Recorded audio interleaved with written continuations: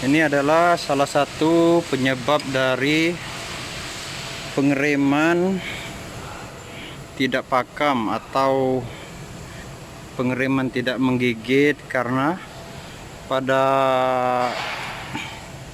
rotor disk atau cakram itu permukaannya bergelombang, sehingga pada saat pedal rem ditekan, maka brake pad atau kampas rem tidak menggigit dengan maksimal pada permukaan ini. Jadi akan dilakukan skimming,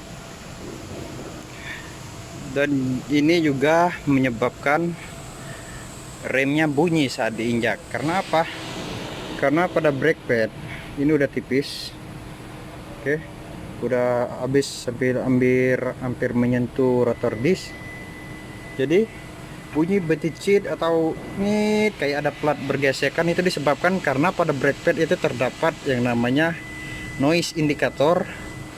Ini plat ini berfungsi untuk memberi tahu pengemudi kalau kondisi sepatu rem atau kampas rem depannya sudah tipis, sehingga pada saat dia bersentuhan maka akan terjadi noise.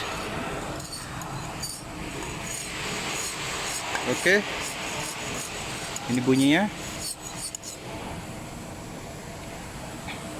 Jadi lakukan pemeriksaan rem secara rutin, itu demi keselamatan pengemudi, baik pengemudi itu sendiri, bahkan pada penumpang yang ikut seperti sanak keluarga.